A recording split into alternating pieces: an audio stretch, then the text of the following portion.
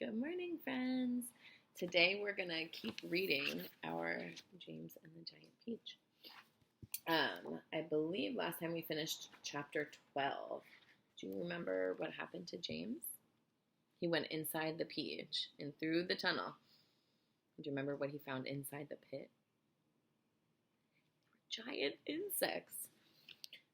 There was a centipede, a grasshopper, an earthworm, a ladybug, and a spider, I think, all together. And they all had eaten the little green beans that James had dropped on the ground. That's why they're so huge. So the end of the last chapter, they were getting ready to go to bed. And the old green grasshopper said, "Would you be kind enough, Miss Spider, to make the beds?" So that's where we left off last time. So we're going to get started with chapter 13. A few minutes later, Miss Spider had made the first bed. It was hanging from the ceiling, suspended by a rope of threads at either end, so that it looked more like a hammock than a bed. But it was a magnificent affair, and the stuff that it was made of shimmered like silk in the pale light. "I do hope you'll find it comfortable," Miss Spider said to old green grasshopper. "I made it as soft and silky as I possibly could. I spun it with gossamer. That's a much better quality thread than the one I use for my own web." "Oh, thank you so much, my dear lady," the old green grasshopper said, climbing into the hammock. "Ah, this is just what I needed. Good night, everybody. Good night." Then Miss Spider spun the next hammock, and Ladybug got in. After that, she spun a long one for the centipede and an even longer one for the earthworm. "And how do you like your bed?" she said to James when it came to his turn. "Hard or soft?" "I like it soft, thank you very much," James answered. "For goodness sake, stop staring around the room and get on with my boots," the centipede said. "You and I are never going to get any sleep at this rate. And kindly line them up neatly in pairs as you take them off. Don't just throw them over your shoulder." Do you remember James was taking off all the shoes of the centipede? Oh my goodness. James worked away frantically on the centipede's boots. Each one had laces that had to be untied and loosened before it could be pulled off. And to make matters worse, all the laces were tied up in the most terrible, complicated knots that had to be unpicked with fingernails. It was just awful. It took about 2 hours. And by the time James had pulled off the last boot of all and had lined them up in a row on the floor, 21 pairs altogether, the centipede was fast asleep. "Wake up, centipede," James whispered, giving him a gentle dig in the stomach. "It's time for bed." "Thank you, my dear child," the centipede said, opening his eyes. Then he got down off the sofa and ambled across the room and crawled into his hammock. James got into his own hammock, and oh, how soft and comfortable it was compared to the hard, bare boards that his aunts had always made him sleep upon at home. "Lights out," said the centipede drowsily. Nothing happened. "Turn out the light," he called, raising his voice. James glanced around the room, wondering which of the others he might be talking to, but they were all asleep. The old green grasshopper was snoring loudly through his nose. The ladybug was making whistling noises as she breathed, and the earthworm was coiled up like a spring at one end of his hammock, wheezing and blowing through his open mouth. As for Miss Spider, she had made a lovely web for herself across one corner of the room, and James could see her crouching right in the very center of it, mumbling softly in her dreams. "I said, turn out the light," shouted the centipede angrily. "Are you talking to me?" James asked him. "Of course I'm not talking to you," the centipede answered. "That crazy glowworm has gone to sleep with her light on." For the first time since entering the room, James glanced up at the ceiling, and there he saw a most extraordinary sight. Something that looked like a giant fly without wings.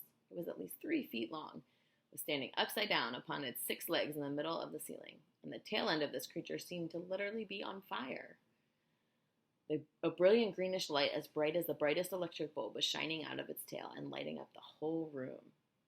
"Is that a glowworm?" asked James, staring at the light.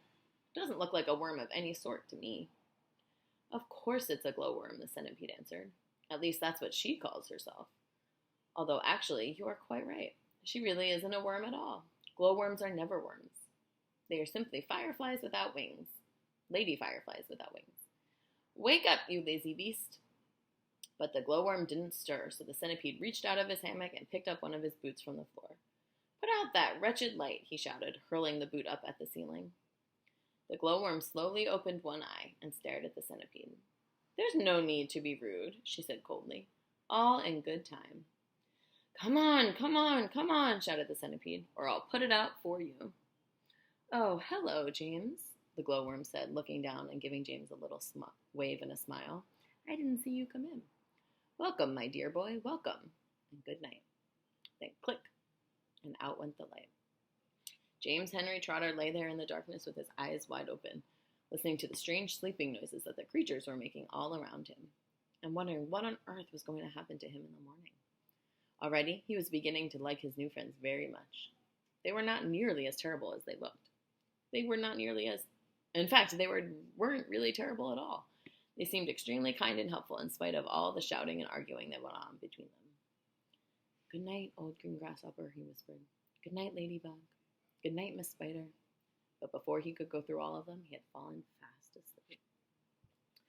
We're off, someone was shouting. We're off at last. This is the next chapter. James woke up with a jump and looked about him. The creatures were all out of their hammocks and moving excitedly around the room. Suddenly, the floor gave a great heave as though an earthquake were taking place. Here we go, shouted the old green grasshopper, hopping up and down with excitement. Hold on tight. What's happening? Cried James, leaping out of his hammock. What's going on? The ladybug, who was obviously a kind and gentle creature, came over and stood beside him. In case you don't know it, she said, we are about to depart forever from the top of this ghastly hill that we've all been living on for so long. We're about to roll away inside this great, big, beautiful peach to a land of what? Asked James.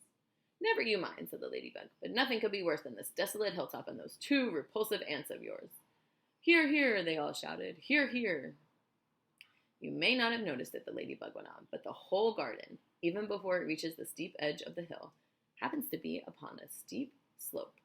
And therefore, the only thing that has been stopping this peach from rolling away right from the beginning is the thick stem attaching it to the tree. Break the stem, and off we go. Watch it, cried Miss Spider, as the room gave another violent lurch. Here we go. Not quite, not quite. At this moment, continued the ladybug, our centipede, who has a pair of jaws as sharp as razors, is up there on top of the peach, nibbling away at that stem. In fact, he must be nearly through it, as you can tell from the way we're lurching about. Would you like me to take you under my wings so that you won't fall over when we start rolling? That's very kind of you, said James, but I think I'll be all right. Just then, the centipede stuck his grinning face through a hole in the ceiling and shouted, I've done it! We're off! We're off, the others cried. We're off! The journey begins, shouted the centipede.